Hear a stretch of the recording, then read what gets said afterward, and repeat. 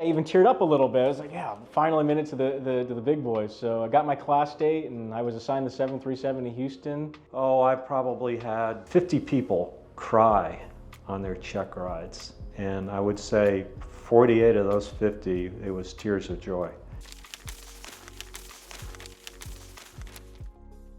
My name is Wally Mulhern. I'm a pilot examiner, or DPE, here in Houston, Texas. I'm also a 777 captain for United Airlines. I've been with United for 38 years. I've been a DPE for now about 10 years. My name is Victor Molitor. I'm a captain at United Airlines. Currently fly the 737. You know, I always liked airplanes, and I don't feel like I've worked a day in my life. I started out in college as a music major, and I took private pilot ground school at my university. After the first day of class, I went straight to the registrar's office and changed my major to aviation, and was a little bit reluctant to tell my parents. And I finally, about 2 weeks later, got up the nerve to tell my parents over dinner one night, and I said, I need to tell you something, and they both looked up, and I said, I changed my major today. And I don't remember which parent it was, but one of them said, to what? And I said, aviation. And my father, without missing a beat, just said, well, it beats working for a living, and just took another bite of his chicken or whatever we were eating. And I just remember thinking, well, that went well. That went a lot better than I was expecting it. I guess I should have told him 2 weeks ago. I probably shouldn't say this, but I would sneak out of class and go to the library and get on the computer and watch. I remember the first time the 787 Dreamliner took flight, the prototype. I snuck out of class to go watch that take off for the first time, live from Boeing Field up in Seattle. And I think the same thing for the 747-8.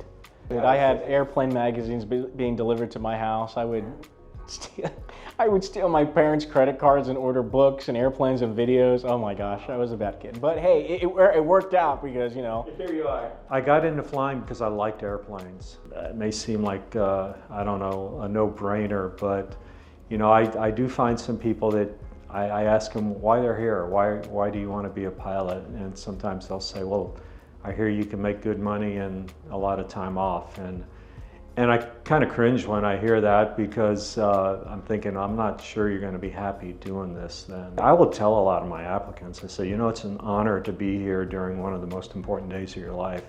I mean, other than, you know, personal things, birth of kids or weddings or something like that, you know, getting your private pilot certificate or your commercial or whatever is a pretty monumental day in your life. I mean, I think most people say, if you'd say, okay, name me the top 10 days, well, these check ride days are probably part of them. And I'm so fortunate, so it's so cool that I get to be a part of it.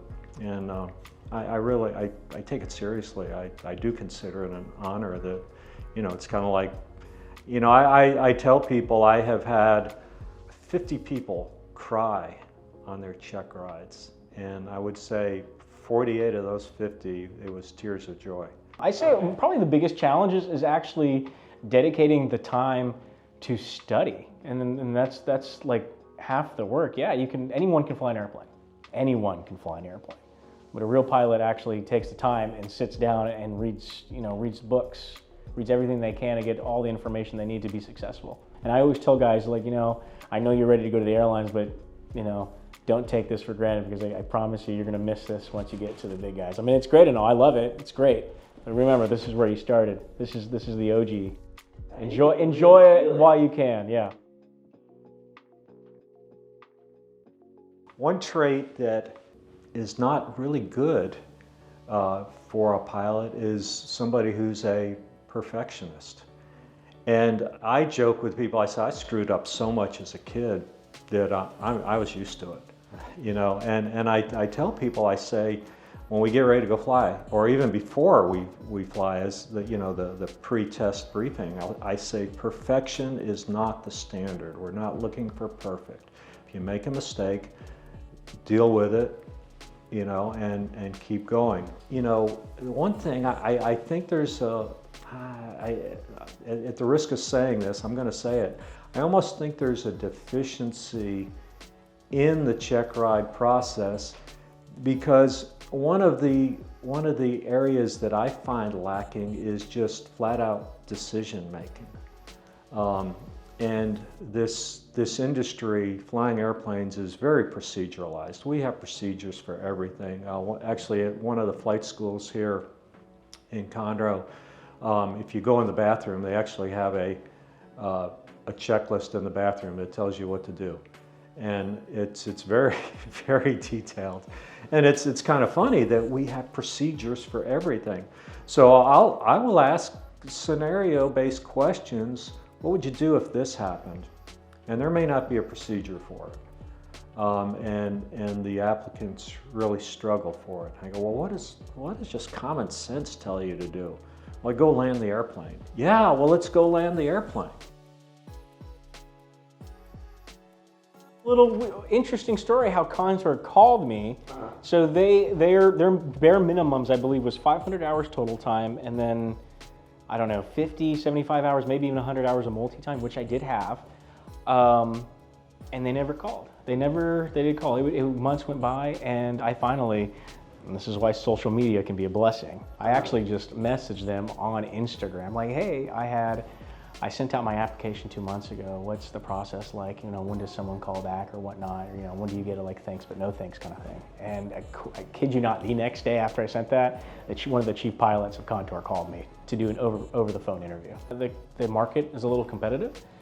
So that being said, I always recommend people, it's like, you need to go to these recruiting events. You need to put some volunteer work on the resumes. They look for that stuff. If you don't have your multi-engine, get that, because like I said, it's competitive. They want to see that you have multi-engine time.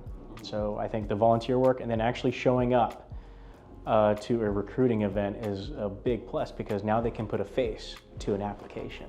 They know you want to work there, that you showed initiative, you showed up, took time off to whatever your CFI job, you bought an airline ticket to wherever the recruiting event is. Let's say it's in Denver. You literally bought an airline ticket to Denver, got a rental car, got a hotel, and you make the initiative to show up in person just to talk to a recruiter. It's not an interview, it's just to show your face, and recruiters love that. When I hear people now, maybe a little slowdown in the hiring. I mean, it was going gangbusters, 18 months ago, 2 years ago, and now it's still going really well, but not just the way it was, not at light speed maybe, and I hear people kind of complain about it. I go, if this is your passion, stick with it, and it's going to work out. I think the first company to call me was GoJet. I flew at GoJet for barely a year. So I was at GoJet for less than a year. Spirit called me, got type rated, went through the flight training. I enjoyed Spirit. I loved the airplane, I love the people, and I love the company. It was really well liked. I really enjoyed my time at Spirit. And then United calls. United's the very first one to call me. I get super excited. I invested for someone to look over my resume, make sure that it was squared away, there were no errors, someone to look over my application. I even did practice interviews with the same company that did all that stuff for me. Wow. So it was a couple weeks. They would ask you questions, and then they would critique you. It's like, I love the story about let's project it a different way. I want you to say it differently. I did that. I think the interview, in my opinion, the interview went very well. I really enjoyed the interview, and the captain that interviewed me. And then I think about a week or two later, I get an email saying, congratulations, we'll offer you a conditional job offer with United. I think I even teared up a little bit. I was like, yeah, finally made it to the big boys. So don't take it for granted.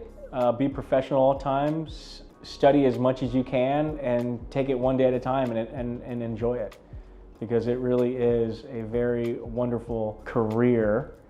And like I tell people all the time, just enjoy it. Take it one day at a time, and you will be successful.